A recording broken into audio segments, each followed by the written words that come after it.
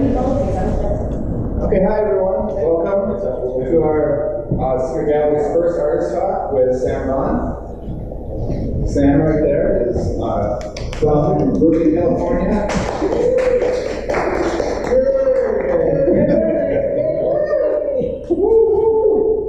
Everything you see here on the wall is Sam's work. We're really excited that he's here today for this talk.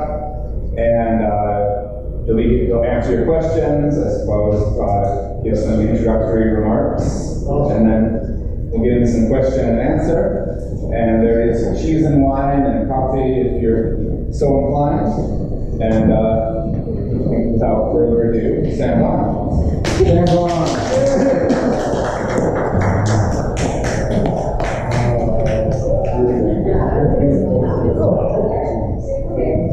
I'm Sam Vaughan. I'm the artist who made all those pictures. Sam, this is Philip. He's one of the artists coming up. Were you born in Berkeley? When you say from Berkeley, is you born there? Yes. Well, no, I was born in Oakland, which is nearby. I was born in San Francisco. Oh my God, this is a small world. Is everyone here from California? Yeah. That's everyone that you want. I know, Florida. Yeah, the other California. Where are you from, Washington? Jacksonville, Florida. Hey, I want to hear what you have to say before that. A lot of questions. Well, you're the audience. So, I don't know, this is what we're going to be doing for about the last 3 years. Hence the title. Hence the title. 3 years in the arcade.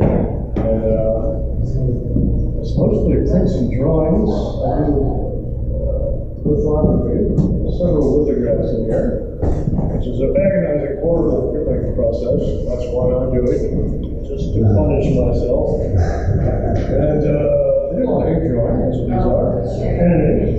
And an ink on a big card? Yeah. How long does something like that take you? We're working on that. What? There's another one that Security. study for. Yes, there was a study for that picture, but it was edited out by the lefty lady on the show. But, I don't know. We're doing that for 6 months each. 6 months ish. But it's on the wall for a long time. Well, you open to questions now, or? Absolutely, shoot the question, sure. Okay, I mean, I'd like to. Go for it. All right, so 3 years in the arcade, in your studio, you produce what I see as at least 4 distinct bodies of work, either thematically or in terms of the materials you're working with. And just looking around the room, this is the first time I came in here, but the things that strike me, first of all, comments on the military industrial complex, comments on imperialism, broad parodies and satires, which have their roots kind of like in Goya-esque-ness. And another thing that strikes me, particularly with, first let me ask you this, are these intended as diptychs? They appear as diptychs? Yeah. So would they be separated, or is it a single body of work that functions as a diptych? I don't know what you mean. Well, what I would mean is, would either one of those pieces be able to be separated from the one to the left or right of it, or is that a single piece? Yeah, they're single pieces. They're single pieces. So what I wanted to say in terms of my response to seeing bodies of work is that commentaries on Frankenstein and or Prometheus type themes, am I close on that one, or am I out there? He's Frankenstein, yes. Okay, so then one thing I want to say, because you just commented about lithography and that it's a painstaking discipline that you kind of struggle with, don't you think inherently what you're doing is kind of embracing the history of art in terms of your technique and what you're exploring thematically? And just remember, I just walked into this room, and this is what I'm responding to. Yeah, I'm very aware of art history. I look at lots of, Northern Renaissance I usually compare to. So, yeah, I'm referencing a lot of that stuff. There's lots of Christian imagery and whatnot. And lithography, I'm attracted to printmaking for a variety of reasons, but yes, the art historical aspect of it. I mean, printmaking is always distinct from painting. It's much more accessible, fluffy, and there's lots more low humor and pornography and printmaking throughout the ages, which is okay. So, all that goes into it, if that's what you were referring to. That is what well, it is. I mean, it's like the technique. It's like form and function following each other. Right. And what I'm seeing embedded in your work are lots of political and social commentary that would lend itself in a broader aspect to the materials and techniques you are deciding to use to explore that. I mean, another one I'll point out over here are what I see as very broad parodies about death. I mean, there's medieval kind of themes that are embedded under there just because they are. And the fact that you would choose a printmaking technique which would be satirical about a printmaking technique. Right. I mean, maybe I'm off on that one, but that's what I'm seeing. No, that's all true. I did, there's two other little ones over there, and they're all in this sort of memento vitae. Yes, yes. Instead of memento mori. And there's a spoof on, what's his name? Holbein to the thing of the Book of the Dead, Dance Macabre. That was a very popular thing in the Middle Ages and the early Renaissance, I guess. It's just pictures of death doing away with people. He comes with a bishop, he comes with a milkmaid, and it's just page after page of this shit. So I was just doing some very lightweight spoofs of death being screwed over and where there is being raped. Literally, right. Kicked in the balls by the drunk pregnant woman. And there's a couple over there, which I can't quite remember. But yeah, so that's all very deliberately just flipping the old printmaking tradition. Yeah. Very much so. Do you have any questions, sir? Can you describe the stone lithograph process? Right, it's a horrible, agonizing ordeal. You have a piece of stone, which has a flat surface, you draw on it with various mediums. And it's Directly on the stone? Yeah. Well, you can also draw on paper and transfer it. There's different ways of doing it. The most primitive method, which is what I use, is you just have a block of limestone, you draw on it, and you treat it with nitric acid and various other chemicals, and then you print it. And it's laborious in the sense that you can't correct it. It's very difficult to correct it anyway. You can do some erasure, very little redo in part of erase, so it's a lot like just drawing ink on paper. So it's sort of this absolutist kind of commitment. And all these things, in fact, every on the wall in here, all the lithographs, were all just drawn freehand with no preparatory sketches, whatever. So you just go in and you just have to keep going. So you're nailed, you're shackled to the process, you know. Now, how long would those take on just directly onto the stone? Drawing stone is just like a little paper. And then treatment, you have to I have a lazy Susan I made for my big stones, so I can spin, but basically it's, in that sense, it's a very direct process, because other printmaking processes you have to, while you're working, you have to have, there's a great distance between the image you're looking at and what's eventually going to be printed. Like an etching, you have these teensy lines you can barely see, whereas a lithograph, pretty much you can see it, it's just on a white stone, so it's a lot like drawing on paper in that sense. Anyway, how long will it take? And once again, I don't have any accurate records. I fucking know so much. It's just not. But we're going to think for an hour and then come back a week later. Oh, sure. But so the stone, does it stay wet or anything? Are you carving into it, or you're actually drawing? It's all a chemical process. It's all a chemical process. But aren't you also thinking in reverse of the image? What you draw on the stone is going to be reversed in terms of the paper. So on a diptych like this, did you know, I mean, you had decided these figures would be where they are, or did you decide that after you draw them out? This one's charcoal. That one's a litho. Okay. But no, yeah, you can do that, but I'm proud to say that none of the pictures none of the lithographs you see here, I did any preparation by it. I have done some like that, like world famous drunk woman in landscape. Oh no, that one, I stupidly did a preparatory drawing. And then I forgot to reverse it. I just put it right into the stone, not remembering it was going to be printed the other way. But as far as that diptych goes, yeah, I did one. I think I did Dr. Frank. No, I did Monster first, one on the left. And then I decided to make a diptych of it to add Dr. Frankenstein on the right. And yeah, I had to. It was a real IQ test of failure. I had to do I had to like draw two miniature versions and turn them upside down and look at them with a light behind it to make sure Frankenstein in the right direction. Now, do you still have the stones from the piece, or do they dissolve, or what is it? You grind off the surface. Oh, okay. It's basically sand it flat. Okay. So you get how many you're going to make, say this is an addition of 9, you get the 9 and then it's gone? Yeah, you can keep it if you want, you can store it and reprint it, or, I think they keep for a long time technically, but. Can you grind them down though and then just use it for another image? I mean, Yeah. once you buy a stone, you could conceivably produce many images. Oh yeah, they get thinner and thinner, and eventually they get down to an inch or less, and then you glue them on top of other stones. So, yeah, it's one of the very, very few benefits of the process is you can reuse. So tell me about the stone. Where do you get those stones? Who makes them? Who does that? Oh God, I was in the gallery last night, who said he had a stone he would sell me cheap, so, yeah. Ben! So this is limestone? This is limestone you're talking about? Yeah, it's really flat, obviously flat, mill it that way, but it's really white. It looks like paper. It's mined and sewn hole from Trinity. It's the only quarry on earth where they have produced this. Really? Really? That's good. There's a niche market.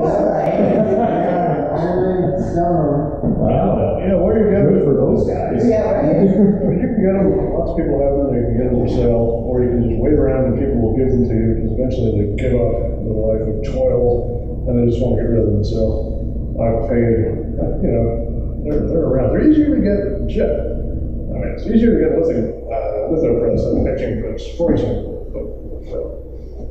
Well, what is your favorite process? shit, it'd probably have to be, at this point, it's gotta be lithography, because that's what I do.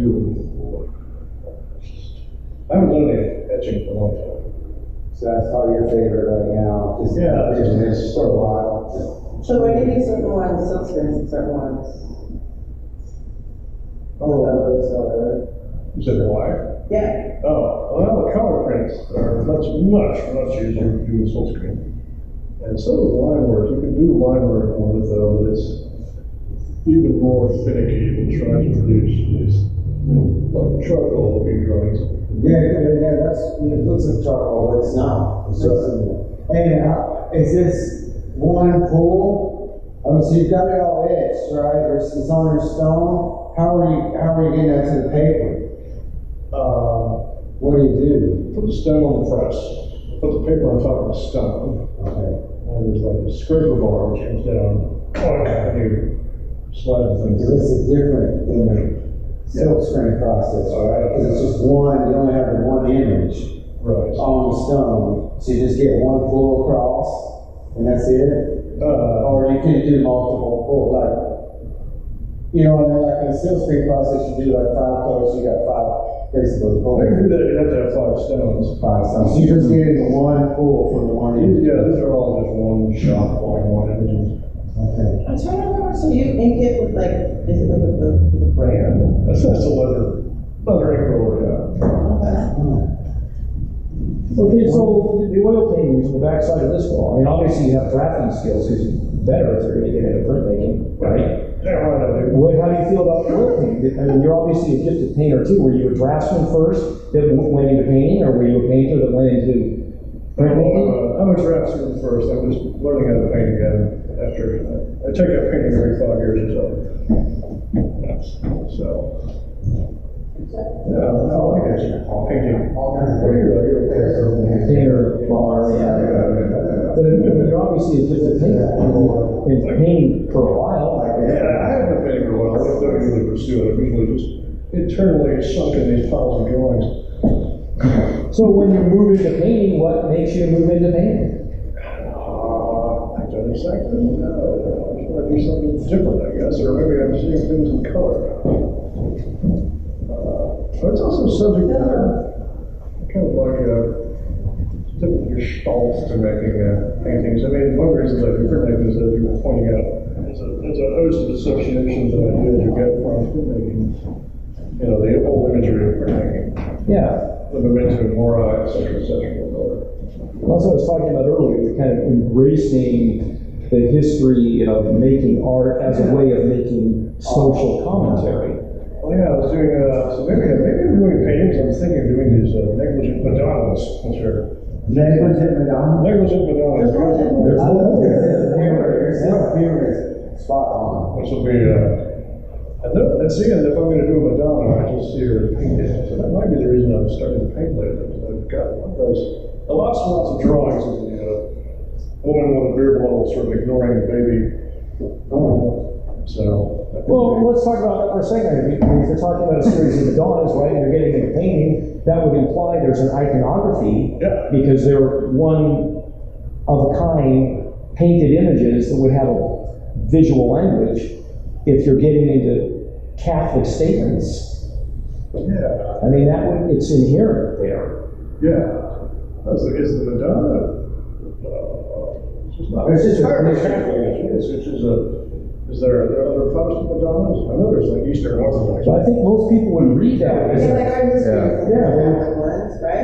they would read it as a commentary on Catholicism, I would think. Yeah. It's unavoidable, but believe me. It is. I couldn't care less about Catholicism. I have no commentary. I just think religious commentary is the most tired, boring subject in the cosmos. And yet you're going to do negligent Madonnas. Damn right. Okay. Can you talk about this painting right behind you? Here's a picture. It's a perfectly valid question. I don't deny that any religious framework is going to have a religious association. I'm not consciously doing that. I don't really have a strong opinion about it. Well, I'm just saying you set yourself up for people to believe that you might be intentional. I get it all the time. People ask me if I'm a lapsed Catholic or, that kind of shit. And no, I grew up looking at these pictures and books, and for all I know, it could be anything. It could have been Stalin's mother, or, they don't have to have a religious or Catholic association. Crucifixions I just love. Who doesn't like a good crucifixion? That's right, they all do about Actually, there's some crucified women which I thought were interesting images, but I hadn't seen. I'm sure they've been done, but I haven't seen them. No, yeah, I agree It with was you. just so nice. And then I don't women with 3 arms, or people with 3 arms, because I like to draw arms, and Well, what does the extra arm signify though? I mean, with this one, you have like, it's almost, 2 people in there, and the crown of thorns being Well, placed. I would also argue that you're also setting yourself up in terms of you have an implication of Trinity, Father, Son, and Holy Ghost. Yeah. In this case, it would be Mother, Daughter, Holy Ghost. And whether you think you put that arm in there for another reason or not, you set yourself up that there's an implication of some kind of commentary on the Holy Trinity. And you've got, there's a cross behind it. I mean, so there's stuff in there that you have to be held accountable for. Oh, you can hold me accountable. It's kind of true, you're very subtle, you're subtle in how you can look at things. Because I think to me, a lot of some of this kind of reminds me of Dollar in a way. Just that real, that almost, I'm trying to figure something out, in painting. Through, the use of a woman in a certain way, religion in a certain way. So it's almost like I want to uncover an answer, but I don't even know what the question is, so I'm going to make this piece. Now, if you don't do sketches and stuff, and you just start out being driven by something, it's like your imagination's taking over and just go for it. Well, those little things are very Dalai-esque in that sense, because those are all just drawn freehand with no preparation of any kind. It was only about the 3rd image that I began to notice that there were certain recurring images. Mm-hmm. At that point, I said, well, I'll just make a series of it. I'll just keep going with this God-like character. Yeah. Like a more handsome version of me. I noticed he has a smaller nose and a stronger chin, but he's losing his hair. But those are all just see what trickles out of the mind. Most of the others are, they're all part of an ongoing process of some sort. Isn't it dreamlike? Yeah, well, I say, well, here I'm getting roped into religion again, but I sort of thought of them all as sort of creationists. Yeah, no, I look at it as creation versus religion. It's more that fine line of what we've all gone through without having to talk about religion in peace. Just as far as human nature. These are also very linear. I mean, everything in this room, this particular body of work to me is linear in terms of it has a very distinctive narrative. There seems to be a linear narrative, point A, point B, point C, that these other pieces seem to occupy a place of singular commentary, which would include the diptychs too. I mean, this body of work here is really interesting in terms of there's already a narrative embedded in it. Yeah, that's the only series in there which is actually done deliberately to be a series. Although it seems like Degas hops out in lots of different pictures, sort of by accident. It gets progressively more ridiculous. Frankenstein. I've been working in a series of things. How long have you been making art? Like, eventually, like how, Making art? making art? How long? Since I was 3 or something. 63, so a long time. Oh, the whole life. I have a picture of a dinosaur skeleton, which I drew when I was 4. Yeah. The dinosaur skeleton? Yes, Tyrannosaurus Rex or Brontosaurus, what is it? Tyrannosaurus Rex. Oh, Yes. So you noticed your parents supported you in that, wanted you to keep making art. Yeah. When they didn't like discourage you, you're like in their own way, or. No, I didn't suffer at all. I've been pampered my entire life. The finest. Were your parents hippies? Yes, my parents are hippies. Yeah. But so you went from there to art school, you went to school, or just? Oh yeah, yes, I went to art school for a while. But it was kind of basically, I didn't do much there. I just hung out with people like Jill and George. Oh, yeah. Drank beer. They just drink it, showed up, watch other people paint. Any other questions? You in the back there, we have a big crowd here. Yeah. That's fascinating. People Try to keep order in the back. Yeah. We'll get to your questions if we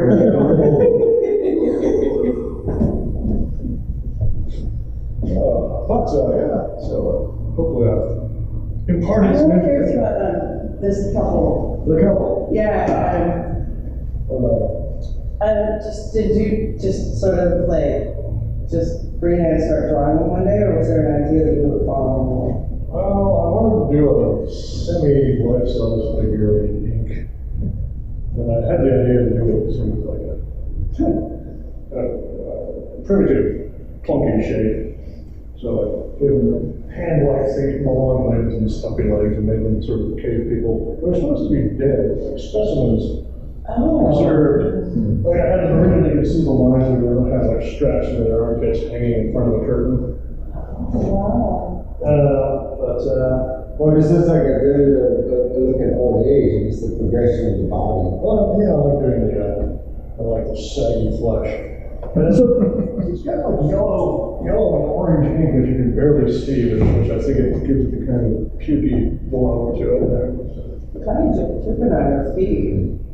Well, chronologically, did those pieces come directly before or after the Frankenstein pieces? Those look to me like they're linked. Oh, they are, yeah. There's a kind of I do like to do sort of beast-like, semi-inhabited human forms. Before the Frankenstein monsters and these beasties. Oh, and I was doing a variation of Frankenstein things, which is like chunks. Experimental fragments. You wouldn't start with a whole monster, you'd build a leg and see if it works, right? So I had a whole bunch of drawings of little, like units, like a foot with a muscle on top. I think those hands might be pieces like that. But those are sort of, there again, it's just like so grotesque. Like, what is this plane crash? Ellen gets sly, the death.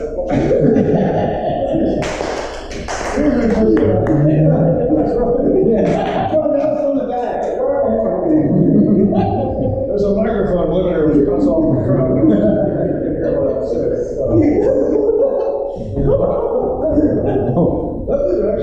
These are just pure pretty things to my way. It's just line work. I love doing line work. They're supposed to be. I mean, the subjects are kind of really bad. These are a lot of pure lyric.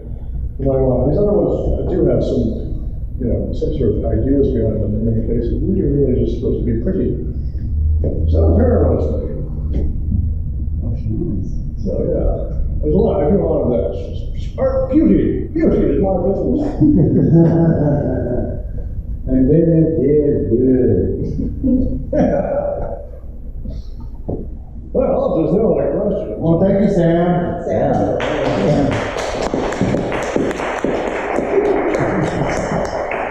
feel like I learned something with that stone. I mean, I never knew anything about that whatsoever. Actually, I would like you